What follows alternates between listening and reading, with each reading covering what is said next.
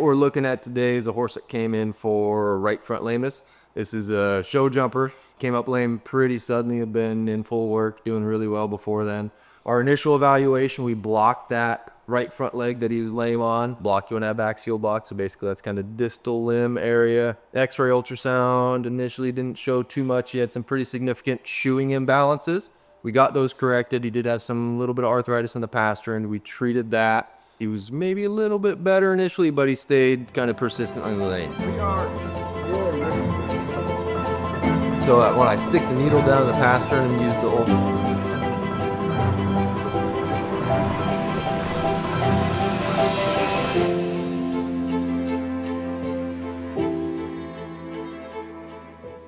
We are doing a nerve block, an abaxial nerve block. So we can desensitize this area we're going to do injections on. So when I stick the needle down in the pastern and use the ultrasound to guide it in there, he won't feel it and move around. So we can be really precise with our treatment. An oblique distal sesamoidean ligament injury. So there's some soft tissue structures that run down along the back of the pastern here. And he's managed to injure both of those. So we're going to stick a regenerative product called Renovo in there. Do some shockwave. Start him on a rehab program, get him back to show ring. We found some of these lesions here.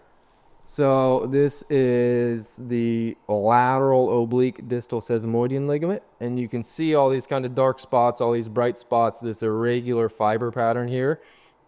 So that's a soft tissue injury at the back of the pastern. Let me find a couple other representative images here. So we have enlargement of the overall ligament. We have some edema around the ligament. We have some irregular fiber pattern here, some edema also in here. So that's inflammatory fluid. Basically just a lot of findings, fancy words that are consistent with a soft tissue injury. These images, these diagnostics, the radiographs that we got, we also did an MRI on him. Found some moderate bone bruising in the pastern joint as well. We've already treated the pastern joint, so we're going to kind of leave that be. Give them some bone medication that'll help with some of the bone pain from that bone edema. Us injecting these soft tissues with a regenerative product called Renovo.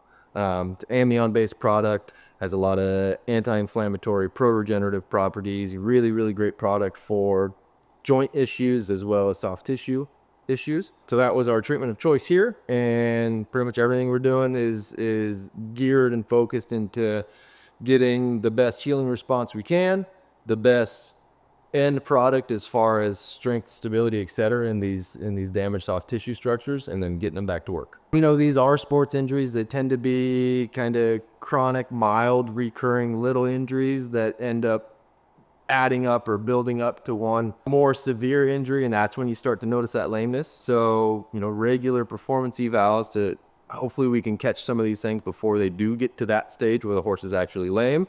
That's a great way to prevent some of these issues. Checking your shoeing balance, taking some x-rays periodically every 6 months, every 8 months, every year, something along those lines. And make sure that, you know, even if things externally look pretty good as far as your balance goes, the x-rays don't lie. We can take a picture, we can look at them with your farrier, we can talk to your farrier, come up with a good plan. We can all work together to try and prevent potentially preventable issues like these.